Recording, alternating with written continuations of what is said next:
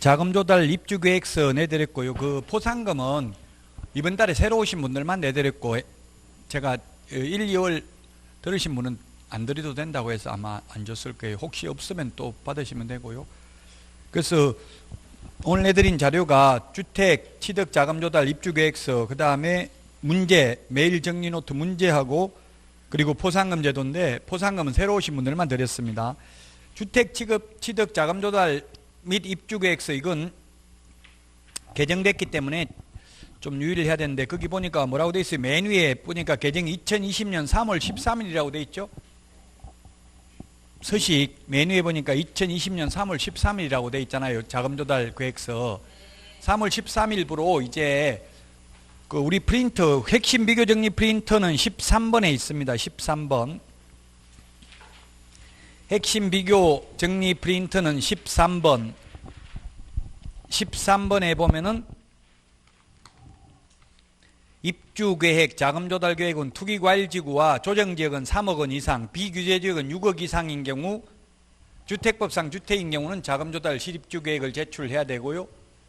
그 다음에 투기과일지구에서 주택법상 주택으로서 9억 초과 하는 경우에는 정빙자료를 제출해야 되죠. 정빙자료를 제출해야 되는데, 거기에 정빙자료 제출을 해야 되는데요. 정빙자료는 시행규칙에 있는데, 뭐 이제 현금으로 하려면 통장에 현금 잔고 증명서 이런 거 다 제출을 해야 됩니다. 상속받았으면 상속세 납부 증명서 이런 것까지 제출해야 된다고요. 그 지금 집값 내려가고 있다고 뉴스에 나오고 있죠. 전세값은 올라가고 집값은 내려간다. 아마 계속 내려갈 가능성이 많아요. 뭐 지금 선거가 있고 그래서 어떻게 될지 모르지만, 순수하게 부동산 학문을 전공하는 교수들은 내려간다 하고, 텔레비전에 나온 사람들은 다 올라간다고 그래요. 왜냐면 그분들은 컨설팅 수수료 받거든요. 그 텔레비전 얼굴 나오면 그거 가지고 손님들한테 어디 투자해라 이렇게 해가 수수료 받는 분들이기 때문에, 그분들은 시장 질서를 왜곡하는 경향이 강해요. 그러니까 뭐 전매 차익을 많이 실현했다면 지금 빨리 파는 게 좋을 수도 있어요. 왜냐하면 그 지금 일시적으로 지금 세법상 6월 말까지 팔면은 중과세를 배제하잖아요. 양도소득세, 다주택자들도 서울에 물론 뭐 다 해당되는 건 아니지만 일부 지역이긴 하지만, 또 6월 1일 종부세, 재산세 이런 것도 안 낼 수 있고요. 팔려면 5월 말까지 파는 게 좋겠죠. 아니면 끝까지 버티든지, 이제 6월 말 지나서 7월 달부터는 이제 굉장히 힘들 수도 있어요. 못 팔 수도 있다고. 이게 흐름이라는 게 있더라고. 저도 자꾸 올라가면 팔기 쉬운데 내려가기 시작하면 팔고 싶어도 못 팔아요. 제가 8년 동안 못 판 적이 있어요. 내놔가지고, 매물 내놔가지고 8년 만에 팔렸어요. 집 하나 파는데. 그래가지고 그 뒤로부터는 무서워서 집을 사는 게 힘들더라고요. 너무 트라우마가 있어가지고 한 팔라고 내놨는데 8년 동안 못 파니까 그게 엄청나게 스트레스더라고. 계속 가격 내린다고 팔리는 게 아니더라고. 무조건 깎아준다고 팔리는 게. 딱 팔고 나니까 올라가더라고. 이제 그때부터. 이게 계속, 이게 집값이라는 게 어떻게 되냐면, 이게 올라갔다 내려갔다 올라갔다 내려갔다 하면서 장기적으로 보면 물론 올라갑니다. 근데 이게 내려가는, 이게 얼마나 될지 그건 알 수가 없는 거예요. 그래서 장기적으로 뭐 계속 가지고 있으면 괜찮은데, 투기 목적으로 하는 거는 굉장히 위험하다는 이야기예요. 그게 투기를 했는데 이게 딱 걸려버리면 계속 내려가고 있으면 이게 언제 끝날지, 끝나고 나니까 이제 제가 딱 팔고 나니까 그때부터 이제 또 올라가더라고. 이게 근데 바닥인지 아닌지는 알 수가 없고, 지나봐야 알 수 있죠. 지금은 꼭대기인지 바닥인지 알 수 없어요. 투자 격언에 그런 건 있어요. 무릎에서 샀다가 어깨에서 팔아라, 이런 격언은 있어요. 너무 꼭대기에서 팔라고 하다 내려가기 시작하면 그때부터 걷잡을 수 없고 팔지도 못한다는 이야기예요. 그 여러분들은 중개만 하면 집값이 올라가든 내려가든 신경 쓸 필요가 없어요. 저도 중개하다가 보니까 이게 자꾸 사면 돈이 되는 게 보이잖아요. 옆에 자꾸 올라가니까. 그래서 몰빵했다가 모든 걸 다 투자했다가 한 방에 망하게 되더라고요. 그러니까 여러분들도 중개만 해가지고 한 달에 500만 원 정도 순이익만 벌려고 하면 그냥 마음 편하게 중개만 하면 돼요. 올라가든 내려가든 신경 쓸 필요가 없어요. 집값을 투기해 놓으면 불안하잖아요. 자꾸 집값 떨어지면 계속 올라가기만 바라고. 근데 영원히 올라갈 수는 없어요. 언젠가는 터질 수밖에 없어요. 풍선이 계속 부풀어 오르면 터지잖아요. 자, 316페이지 포상금입니다. 14번 포상금인데,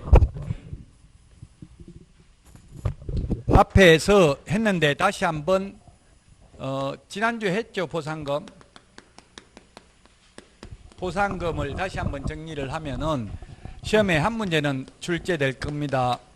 프린트, 보상금 프린트 드린 걸 참고로 보시면 되겠습니다.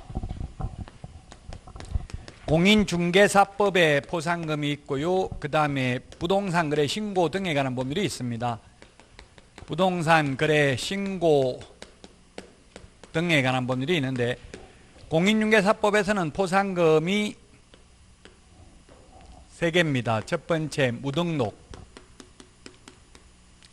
그 다음에 두 번째 부정한 방법으로 등록, 세 번째 양도 대여. 요 3개가 보상금 지급 대상입니다. 부동산 거래 신고 등에 관한 법률에서 보상금 지급 대상은 몇 가지가 있습니까? 부동산 거래 신고 등에 관한 법률상 보상금 지급 대상은 5가지가 있습니다. 5가지. 첫 번째 보상금 지급 대상이 거짓 신고한 경우 보상금 지급 대상입니다. 우리 교과서는 어디에 있습니까? 교과서는 보상금 지급 대상이 316페이지 그 박스에 보면 14번에 동그라미 1번에 박스에 보면 5가지가 있습니다. 거짓으로 신고한 자. 2번에 보니까 제4조 제4호를 위반하여 거짓으로 신고를 한 자. 계약 체결하지 아니하였음에도 불구하고 거짓으로 부동산 거래 신고를 한 경우입니다. 그 다음에 세 번째는 보니까 거짓으로 해제되지 아니하였음에도 불구하고 거짓으로 해제 신고를 한 경우입니다. 그 다음에 4번에 보니까 허가 또는 변경 허가를 받지 아니하고 계약을 체결한 자. 그 다음에 허가받은 목적으로 이용하고 있지 아니한 경우입니다. 거짓 신고가 있고요. 그 다음에 두 번째도 거짓 신고인데 두 번째는 미거래, 거래되지도 않았는데 거래한 것처럼 거짓 신고입니다. 거래하지 않았는데 거래한 것처럼 거짓으로 신고한 경우. 그 다음에 미해제, 해제되지도 아니하였음에도 불구하고 해제 신고를 한 경우입니다. 미해제, 해제되지 않았는데 해제 신고, 거짓으로 해제 신고를 한 경우. 그 다음에 네 번째 허가 받지 아니하거나 거짓 부정한 망고로 허가받은 경우. 5번째 허가받은 목적으로 미이용입니다. 허가받은 목적으로 미이용이 되겠습니다. 자, 무등록이 적발당한 무등록 중개업자는 3년에 3천만 원, 부정한 방법으로 등록한 자도 3년에 3천만 원, 양도 대여한 자는 1년 이하의 징역이나 1천만 원 이하의 벌금, 거짓 신고한 자는 취득 가격의 100분의 5 범위 내에서 과태료를 부과하고요. 그 다음에 거래되지 아니하였음에도 불구하고 거래 신고를 한 경우, 해제되지 아니하였음에도 불구하고 해제 신고를 한 경우에는 과태료가 3천만 원이고요. 그 다음에 허가받은 목적으로 사용하지 않는 허가받지 아니하거나 부정한 방법으로 허가받은 자는 2년 이하의 징역이나 당해 토지 취득 가격의 100분의 30에 상당하는 금액 이하의 벌금에 처합니다. 허가받은 목적으로 이용하지 않는 경우에는 이행강제금을 10% 범위 내에서 이행강제금을 부과하는데 방치하면 10%, 임대하면 7%, 그 다음에 이용 목적을 변경한 경우에는 5%, 기타 7%라고 했습니다. 자, 그러면은 포상금은 얼마를 받을 수 있냐면은 미리 그 행정기관에 의해서 발각되기 전에 신고 또는 고발한 자에 대해서 검사가 공소제기 또는 기소, 유예 결정을 한 경우에만 포상금 받고요. 그 다음에 이게 거짓 신고, 그 다음에 미신고, 해제, 이거는 과태료가 부과되어야 합니다. 과태료가 부과되어야 한다. 포상금을 받으려면 과태료가 부과되어야 합니다. 그 다음에 허가 받지 아니하거나 부정한 방법으로 허가받은 경우는 공소제기 또는 기소유예 결정이 있어야 됩니다. 그 다음에 허가받은 목적으로 이용하지 않는 경우에는 이행명령이 있어야 됩니다. 이거는 이행명령. 3개월 이내 기간을 정해서 이행명령을 할 수 있다고 했습니다. 자, 그러면 포상금 액수는 얼마냐면 공인중개사법에서는 50만 원입니다. 포상금이. 그런데 부동산 거래 신고 등에 관한 법률에서는 포상금이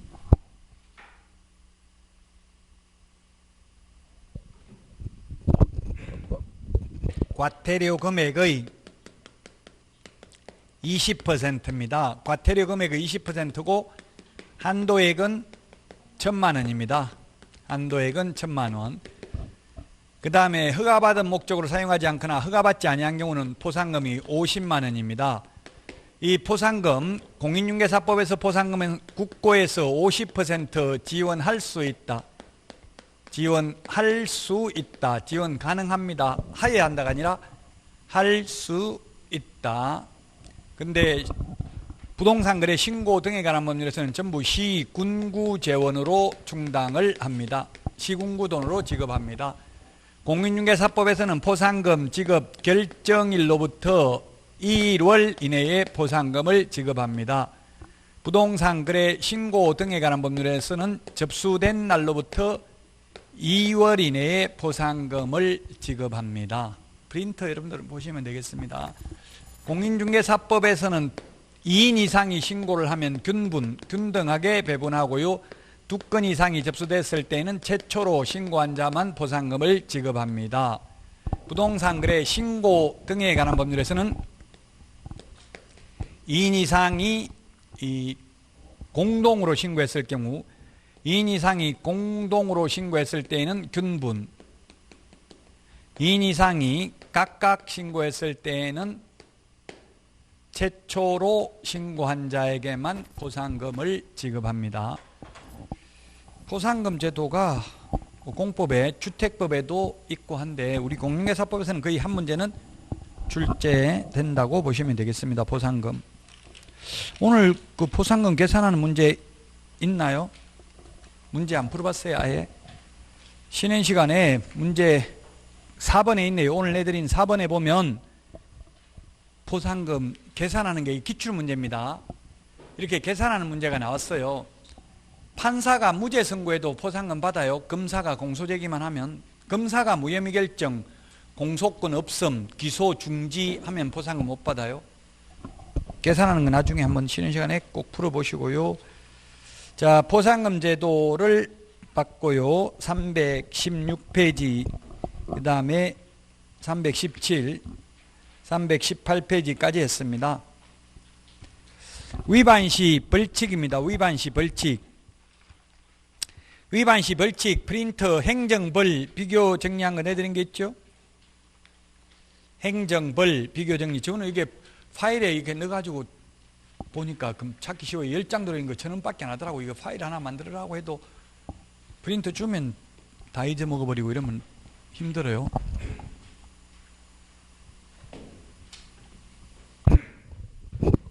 (3월 30일) 날 3월 30일 날 내드렸어요. 행정벌 정리 프린터. 자, 거기에 보니까 부동산 거래 신고 등에 관한 법률 2년 이하의 징역이나 2천만 원 이하의 벌금은 뭐가 있어요?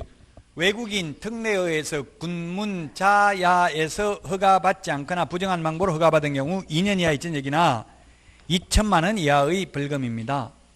근데 2년 이하의 징역이나 당해 토지 취득 가격의 100분의 30에 상당하는 금액 이하의 벌금에 처하는 것은 이건 외국인 특례가 아니라 장관 또는 시도지사가 지정한 허가구역 안에서 허가받지 아니하거나 부정한 방법으로 허가받은 경우는 2년 이하의 징역이나 100분의 30에 상당하는 금액 이하의 벌금에 처한다고요. 그 다음에 1년 이하의 징역이나 1,000만 원 이하의 벌금, 요거는 시험에 잘 안 나옵니다. 토지거래 허가 취소, 처분 또는 조치명령을 위반한 자 1년 이하의 징역이나 1,000만 원 이하의 벌금입니다. 자, 그 다음에 3천만 원 이하의 과태료 중요합니다. 밑줄 지났죠. 올해 신설됐습니다. 계약을 체결하지 아니하였음에도 불구하고 거짓으로 부동산 거래 신고를 하는 행위, 그 다음에 신고 후 해당 거래 계약이 해제 등이 되지 아니하였음에도 불구하고 거짓으로 해제 신고한 자, 밑줄 치는 거 이 두 개는 3천만 원 이하의 과태료이면서 또한 이게 오늘 했잖아요. 포상금 지급 대상이죠. 3천만 원 이하의 과태료이면서 포상금 지급 대상이 된다고요. 이거 올해 신설됐습니다. 소위 자전거래를 방지하기 위한 것입니다. 자전거래. 주식에서 자전거래라는 것은 매도주문, 매수주문을 동시에 내는 거예요. 그러면 실제로는 거래가 없는데도 서류상은 거래가 엄청나게 된 것으로 되잖아요. 100만 주 팔고 100만 주 사는 거예요. 똑같은 가격에. 그럼 실제로는 하나도 거래 안 됐지만 일반 투자자들이 볼 때는 200만 주 거래됐다 이렇게 생각하고 이거 빨리 사놔야 되겠다 이런 생각을 할 수도 있겠죠. 그래서 뭐냐면 이게 거래되지도 않았는데 거래된 것처럼 부동산 거래 신고를 해버리면 그게 거래 가격으로 사례 가격으로 남아버리잖아요. 그럼 시세를 왜곡하니까 이렇게 거래되지 아니하였음에도 불구하고 거래 신고를 하면 신고 위반으로 징역 벌금은 없어요. 대한민국 모든 법에 신고 위반으로 징역 벌금은 있을 수가 없어요.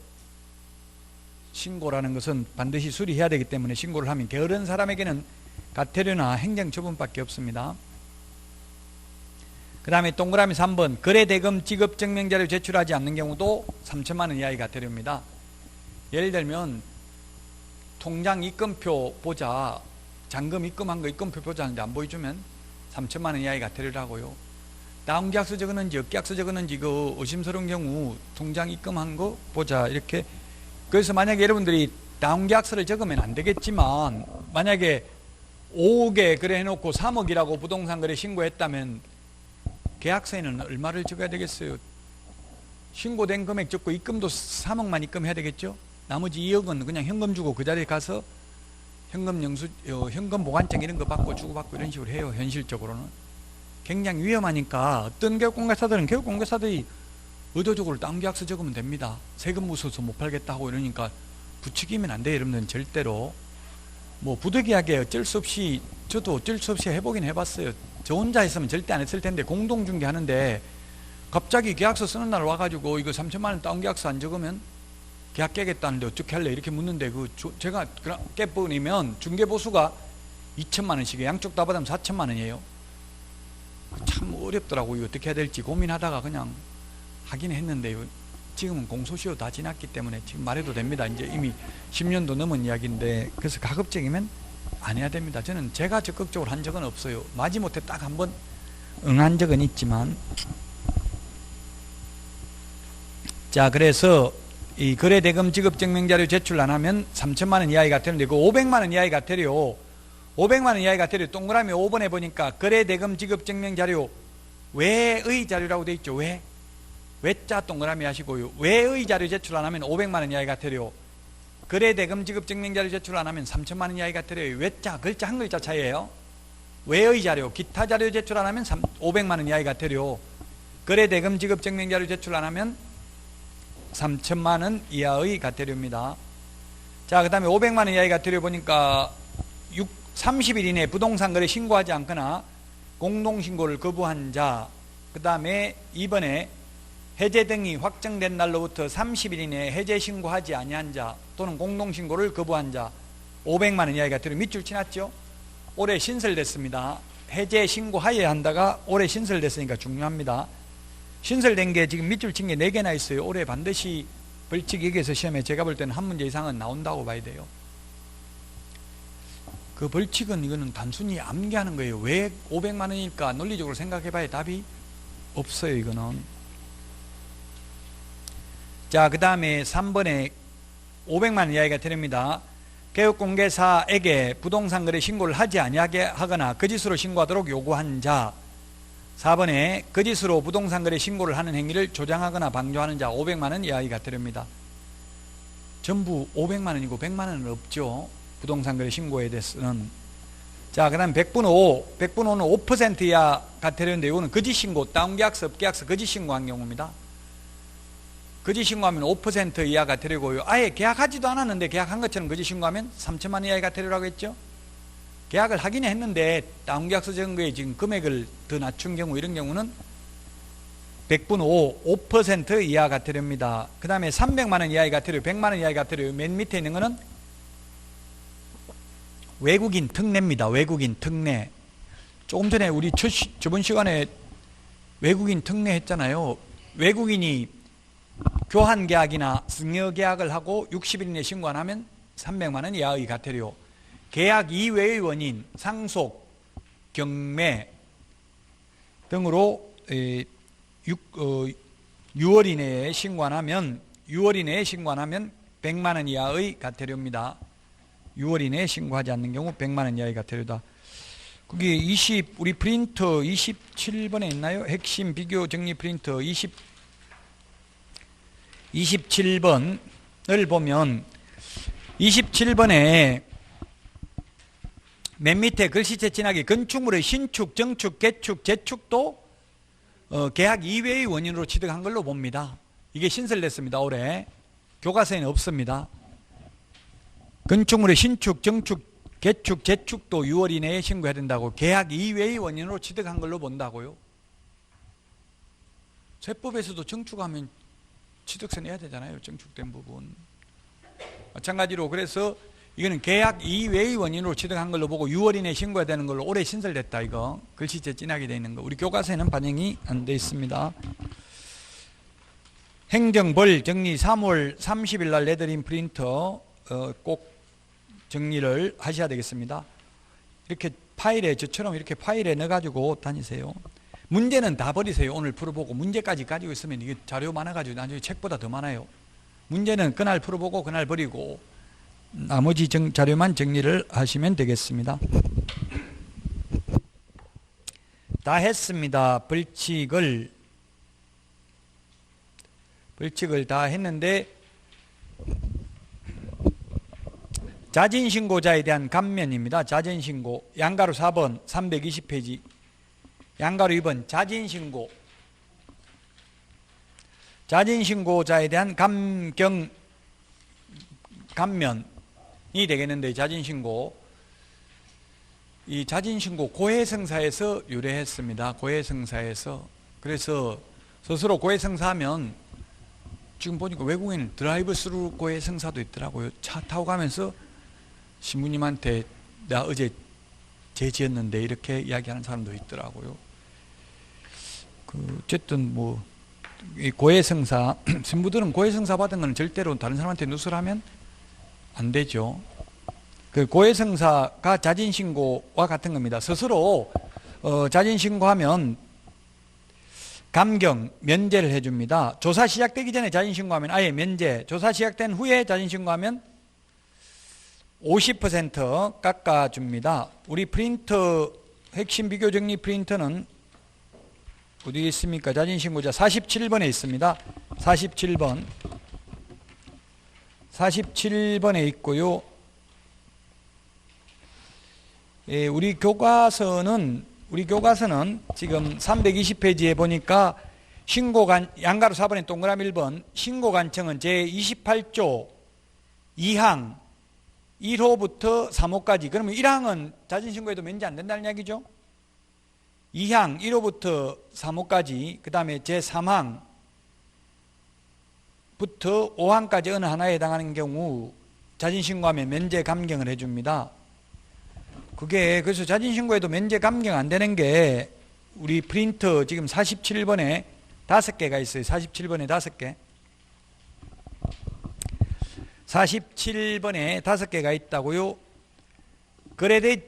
밑줄 친 게 3가지가 올해 신설됐습니다. 거래되지 아니하였음에도 불구하고 거짓으로 부동산 거래 신고하면 3천만 원 이하의 과태료라고 했죠. 47번 프린트 보고 있어요.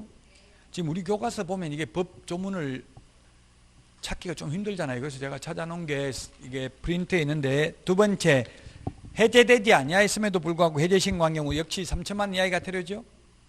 그 다음에 거래대금 지급 증명자를 제출하는 경우도 3천만 원 이하의 과태료죠.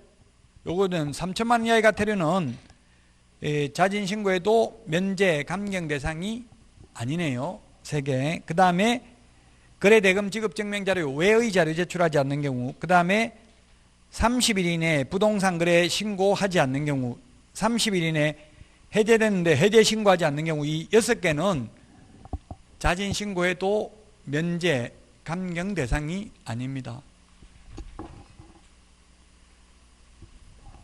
그러면 대표적으로 감경 면제 대상이 뭐냐면 거짓신고, 다운계약서, 업계약서 적은 거예요. 다운계약서, 업계약서 적은 거 이게 대표적인 자진신고하면 면제 감경 대상이에요. 왜 이렇게 했냐면은 자진신고를 하면 무조건 면제해 주는 게 아니라 둘 중에 먼저 한 사람 한 명만 면제해 줘요. 한 명만. 어차피 예를 들어서 내가 뇌물 줬다고 폭로하고 싶어도 폭로하면 뇌물 준 사람도 처벌받죠. 받은 사람도 처벌받지만, 그래서 폭로를 못해요. 근데 자진신고는 먼저 자진신고한 사람, 폭로한 사람은 면제되고 나머지 한 명만 과태료를 받는다고요. 그럼 정부 입장에서 보면 어차피 두 사람 다 처벌하면 둘 다 하고 싶어도 못하는데, 그럼 발견 못해가지고 어차피 과태료 못 받을 거 한 사람한테라도 받으면 오히려 더 낫고요. 또 이렇게 상호 불신을 조장해가지고 제가 먼저 신고하는 거 아니야, 자진신고. 차라리 내가 먼저 해가지고 면제받을까, 이런 불안 심리를 조성해서 탈법 행위를 방지하고자 하는데 그 취지가 있습니다. 그래서 6가지는 자진신고해도 면제 감경되지 않는다. 이게 중요합니다. 작년에 3개인데 올해 3개가 신설됐어요. 그 밑줄 친 게 3개가 올해 신설된 거예요. 밑줄 친 부분 특히 중요하죠. 밑줄 친 게.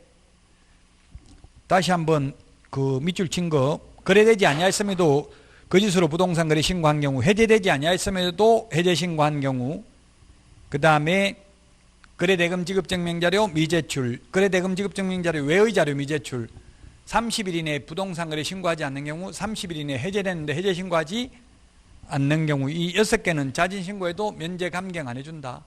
그럼 자진신고하면 면제 감경 해주는 게 대표적인 게 거짓신고한 경우, 외국인 부동산 취득 특례, 외국인은 다 자진신고하면 면제 감경인데요. 60일 이내에 신고해야 되죠. 그 다음에 그 계약 이해 원인 6개월 이내에 신고해야 되잖아요. 이런 거는 자진신고하면 면제 감경 대상이 됩니다. 자, 그러면 자진신고해도 감경 면제되지 않는 거 6가지를 말씀드렸고요. 320페이지에 보니까 박스에 맨 밑에 줄에서 두 번째 왼쪽에 조사 시작되기 전에 하면 면제됩니다. 조사 시작된 후 하면은 50%만 깎아줍니다. 조사 시작되기 전에 해야 되고요. 그 다음에 가번에 보니까 자진신고한 위반행위가 법 제28조 2항 제2호 3호 또는 같은 법 제3항부터 5항까지 어느 하나에 해당해야 된다. 그럼 결국 조금 전에 말한 6가지에 해당되지 않아야 자진신고에도 면제해준다 이 말입니다. 그 다음에 나번에 보니까 신고관청에 단독으로 신고한 최초의자일 것. 아까도 말했잖아요. 거짓신고 둘이 같이 합의가 됐으니까 거짓신고했을 거 아니에요. 그래도 먼저 자진신고한 사람 한 명만 면제해준다고 최초의자일 것. 그 나머지 상대방은 과태료 부과되겠죠. 그래서 상호 불신을 조장한 겁니다. 자, 321페이지에 보니까 그래서 조사 시작되기 전에 하면은 면제해 준다. 다음번에 보니까 위반 사실 입증에 필요한 자료 등을 제공하는 등 조사가 끝날 때까지 성실하게 협조하였을 것. 항상 증거 자료는 있어야 되죠. 요즘 JTBC의 부부 관계인가 뭐 부부 뭐 하는 거 봐요 그거? 부부의 세계. 부부의 세계. 누구지 그 여자 주인공 김희애가 54살이라고요? 54살인데 배드신으로 나오더라고요. 어쨌든 저는 보기 싫은데 와이프가 봐가지고 할 수 없이 억지로 강제 시청을 하긴 했는데 그 욕하면서 우리나라 사람들은 그 욕하면서 보는 것 같더라고. 그게 부부의 세계. 어쨌든 뭐 서로 바람 피우고 이런 건 것 같더라고. 전부 증거 수집을 하더라고. 증거 없으면 나중에 딴소리 하면은 판사는 믿어주지 않죠. 그래서 증거 수집을 잘 해야 돼요. 그 잘 가르치더라고. 변호사가 오히려 이혼하려면 싸우지 말고 그냥 다 증거 수집을 완벽히 끝날 때까지는 일부러 남편 안 좋으면서도 좋은 척하고 사랑해 하고 이렇게 하더라고. 그런 거 보니까 무섭더라고. 여자는 저럴 수 있구나 이런 생각. 남자는 육체와 정신이 분리가 안 되거든요. 여자는 육체와 정신이 분리되더라고. 그 드라마를 보니까. 조심해야 돼. 그래서 여자가 우리는 사랑 안 하는데 사랑해 이런 말 못해요 절대. 자, 그 다음에 이번에 조사가 시작된 후 자진신고한 자로서 다음 강목의 요건을 모두 갖추면 100분 50입니다. 조사 시작되기 전에는 100% 면제, 조사 시작된 후에는 50% 깎아줍니다. 조사 시작되기 전, 후가 다르다고요. 전은 100%, 시작된 후에는 50%. 우리 그 프린트 47번에 중요한 거는 다 적어놨어요. 이거 조그만 박스에 있지만 그 까만 별표 조사 시작되기 전에 면제, 조사 시작된 후 50% 감경 이렇게 돼 있죠. 자, 그 다음에 321페이지 우리 교과서 동그라미 니은에 감경 면제 제외 사유입니다. 면제 감경하지 않는 경우가 그 박스에 보니까 자진신고하려는 부동산 등의 거래계약과 관련하여 국세기본법, 지방세법 등 관련 법령을 위반하는 사실 등이 관계기관에 적발돼가지고 관계기관으로부터 신고관청에 통보된 경우, 국세청에서 탈세했다고 지금 양도소득세 탈수했다 거짓 신고해가지고 이렇게 통보된 경우는 자진신고해도 이제 그때는 늦었어요. 이제는 면제 감경 안 해줍니다. 그 다음에 2번 자진신고한 날부터 과거 1년 이내에 자진신고를 하여 3회 이상 과태료를 감경 또는 면제받은 경우, 그럼 4번째 신고했다고 3번이나 면제받고 완전 상습범이죠. 이런 경우는 면제 감경해 주지 않습니다. 동그라미 디귿에 보니까 자진신고하려는 자는 국토교통부로 행위 정하는 신고서 및 위반 행위 입증할 수 있는 서류를 신고관청에 제출해야 된다. 입증 서류 있어야 돼요. 그러면 입증 서류 쉬워요. 예를 들면 보통 계약서를 어디서 적냐면 중개사무소에는 원탁 테이블이 거의 다 있어요. 대부분 중개사무소마다 원탁 테이블은 다 있더라고. 거의 딱 정해져 있어요. 사장 책상, 실장 책상 있고 그 다음에 원탁 있고 이렇게 대부분 돼 있어요. 책상은 한 2개 정도 있어요. 실장이 있을 거 대비해가지고 원탁 테이블에서 주로 계약서 적어요. 그럼 원탁 테이블에서 적으면 그게 녹음기 켜놓으면 돼. 그 김위에 녹음기 켜놓고 그렇게 하더라고요. 뭐 볼펜 같은 녹음기도 있고 휴대폰 녹음하는 것도 있고 있더라고. 실시간으로 다 듣고 있더라고. 그 녹음한 거 그대로 실시간으로 듣는 것도 있더라고. 전화기 켜놓고 저쪽에서 듣고 있더라고. 멀리서 전화 통화하면서. 무음으로 켜놓으면 모르잖아요. 그 상대방은. 그래서 이게 증거 자료가 있어야 된다. 입증할 수 있는 서류. 그 다음에 동그라미 2번에 보니까 등록관청은 위반행위의 동기, 결과, 횟수 등을 고려하여 제2호 개별 기준에 따른 과태료 2분의 1, 그 다음에 법 제8조 1항 및 제3항 위반의 경우에는 5분의 1 범위 안에서 그 금액을 늘리거나 줄일 수 있다. 다만 늘리는 경우에도 과태료 총액은 법 제1조 1항부터 3항까지 규정의 과태료는 상한을 총할 수 없다. 이게 무슨 말이냐면 우리 프린터 56번 프린터 56번에 5분의 1이 있네요. 5분의 1. 5분의 1 찾았어요? 5분의 1하고 2분의 1이 있는데 그 2분의 1에 5번 500만원, 그 다음에 6번 100만원 이하의 과태료, 요거는 2분의 1 범위 내에서 늘리거나 줄이고요. 그 다음에 5분의 1은 보니까 뭐라고 돼 있어요? 3천만원 이하의 과태료하고 취득가격의 100분의 5 이하 과태료는 구체적 기준에 얼마 범위 내에서? 5분의 1 범위 내에서 늘리거나 줄인다고요. 만약에 거래되지도 아니하였음에도 불구하고 거짓으로 거래된 것처럼 신고를 한 경우에는 구체적 기준이 3천만 원입니다.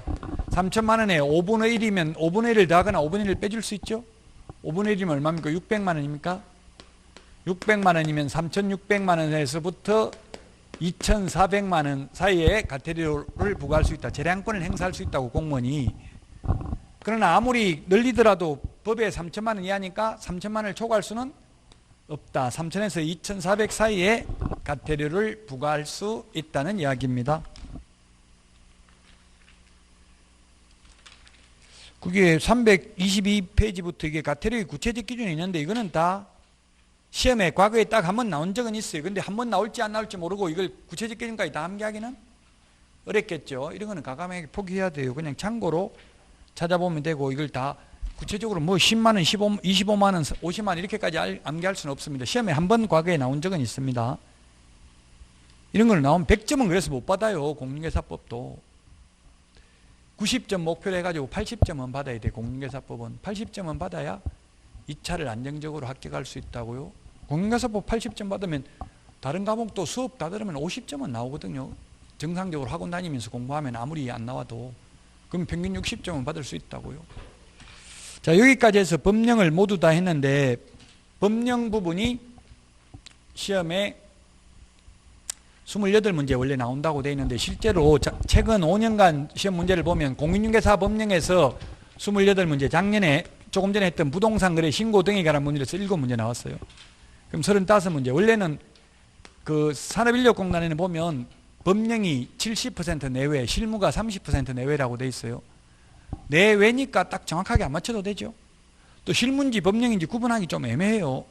확인 설명 이거는 실무로 봐야 될지 법령으로 봐야 될지. 요즘은 실무도 거의 다 법적 근거가 있는 거 위주로 내요. 논란의 여지가 있는 건 시험에 거의 안 낸다고요. 어쨌든 지금까지 한 거 가지고 35문제는 맞출 수 있다는 이야기입니다. 결론은 이제 실무 부분인데, 실무 지금 5주, 이달이 5주죠 5주잖아요. 지난주 9주라서 원래 8주 공인중개사법 8주 수업을 하거든요. 그래서 맨 마지막 주에 실지 아니면 부득이한 사정이 있으면 제가 그 중간에도 하루 휴강할 수도 있어요. 어쨌든 한 주는 안 한다고, 강의를 9주라서 그게 언제 될지는 지금 정확하게 최소한 일주일 전에는 말씀드릴게요. 지금 갑자기 지금 오늘 말씀드릴 수는 없고 아무 말 없으면 그냥 맨 마지막 주에 쉰다고 보시면 돼요. 진도 끝나면. 자, 여기까지 법령은 다 끝났습니다. 이제 쉬었다가 330페이지 실무부터 하도록 하겠습니다.